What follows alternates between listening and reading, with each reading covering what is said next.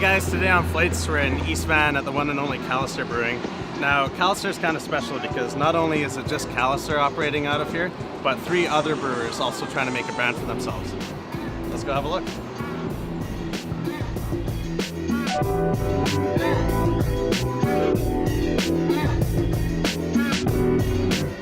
When we were homebrewing and we started thinking about this idea of opening a brewery, there's kind of a couple things that we wanted to figure out. And one was, how were we going to stand out in the marketplace?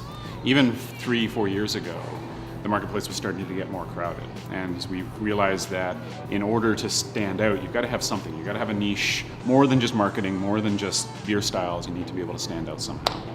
We're also involved with a group here in Vancouver called Brewers, which is the homebrew club. And we realized very quickly that this group needs to be tapped into.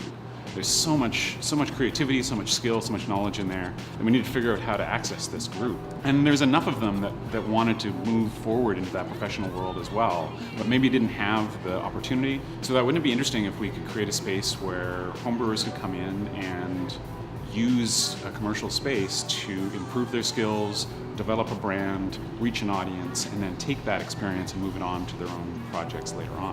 When I was with Camera, I had to go to a lot of different meetings and things like that about different ideas. And so one of the big meetings we actually had was a group that was trying to get together a community brewery idea.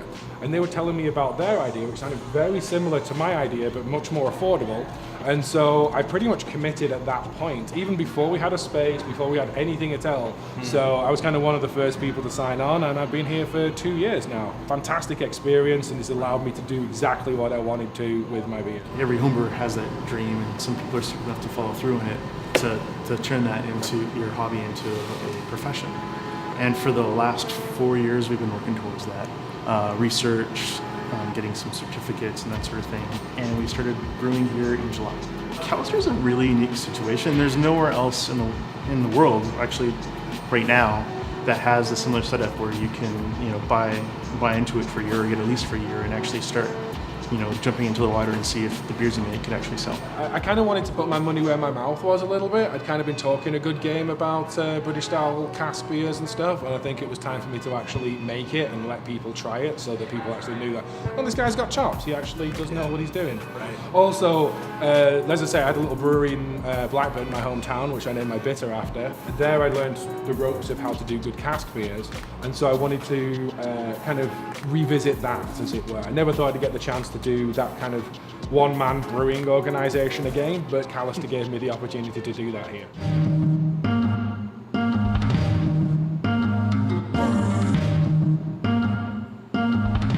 So day to day, what's it like working with other brewers? It's actually really good. We share a lot of tips and skills all the time. We're like, even if it's just a matter of looking over the shoulder, like, oh, you do it like that, okay. Sometimes it's kind of a flab one. It's like, oh, I need a few pounds of something. It's no problem, just help yourself. Just put it back eventually at some point. So sharing ingredients is pretty good. The benefits, of course, are actually quite massive.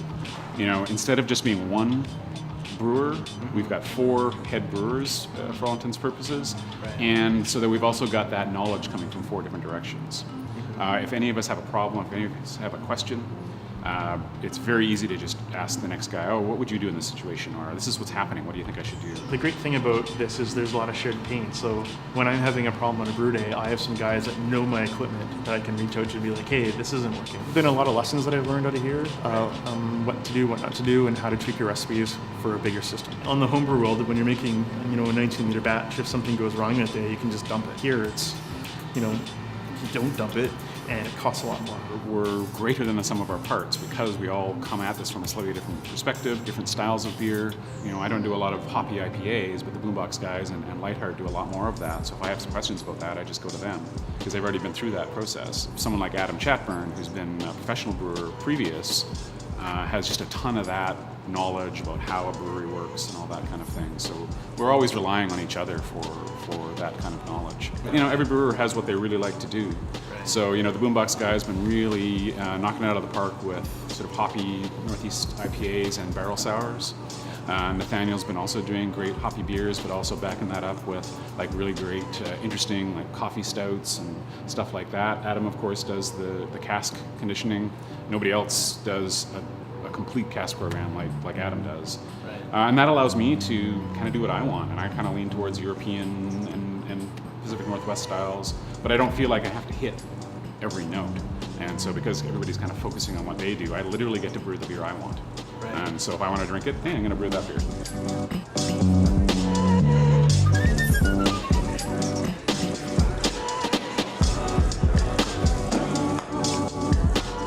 So I wanted to pioneer these kind of traditional British styles based on recipes that are hundreds of years old and create these sort of modern takes on them. I've not put any West Coast spins on anything. Yeah. Everything's done legitimately with British ale, British malts, British hops, and British yeast, so that you get that exact way of doing it that is, that I think is key to making it work right. I'll show you how good these beers can be if they're done correctly.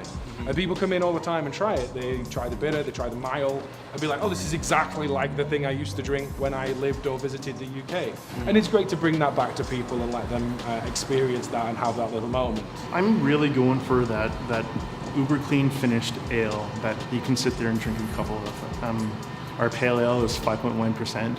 And I'm just really focusing on a super clean finish, super light body, just something that you can sit there and have a couple with friends. Today I'm brewing a pale ale. I'm just doing like a Citra pale ale with a little bit of Simcoe and a little bit of Batnum. So I'm going for that real like passion fruit, grapefruit pale kind of flavor. Do you see Lightheart Brewing growing in the future outside of Callister? Well, that's the goal. We're currently working on nailing down a space and putting our deposit down for equipment and stuff like that. And we're hoping to open early 2018.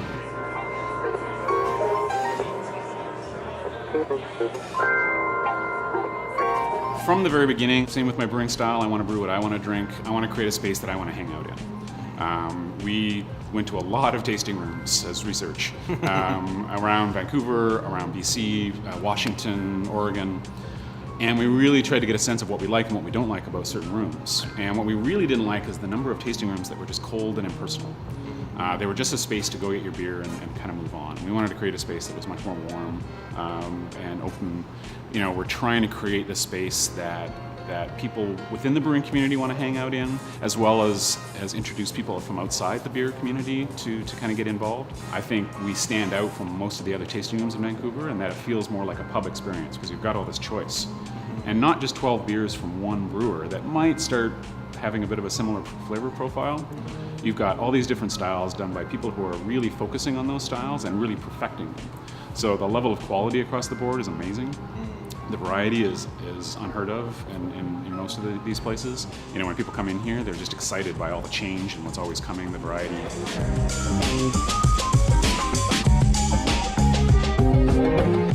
Crucial things when I found out when I first kind of started volunteering and became part of CAMRA was that it was very much clear that this industry was really a community. And that this community is a very widespread and very organized and reciprocal group of people who work together and party together and have fun. So it's this idea that we're a very tight community. But over the last years, I've really realized that it's even more than that. It's actually more of a family. There's not really one brewer, especially here in Yeastvan, that wouldn't go out of their way to help another one. I think people really are much more sophisticated consumers now, and opening up with just a core lineup and then trying to push those into liquor stores and so forth. I think that model has kind of had its day in a lot of ways. And seeing places like Callister with our unique system, or Daggerad with their Belgian stuff, or the Doans with their German stuff. I think seeing that kind of specialization and people really playing to their strength instead of trying to cover every possible eventuality, I think is a key as well.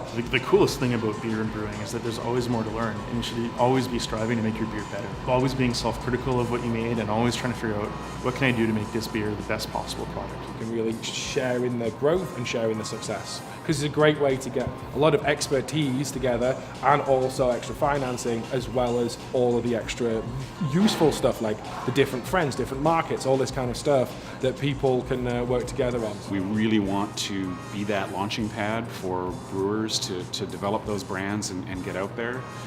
If I had a selfish goal, it's that I'd like to be able to point at the craft brewing scene in 10 years and be like, yeah, I helped all these people get started, and that's amazing. Like, if that helps the BC or Canadian craft brewing scene grow, then that's amazing. That's really what we want to do. Peter took the man by his right hand. Called on Jesus, this command. You've been my like to say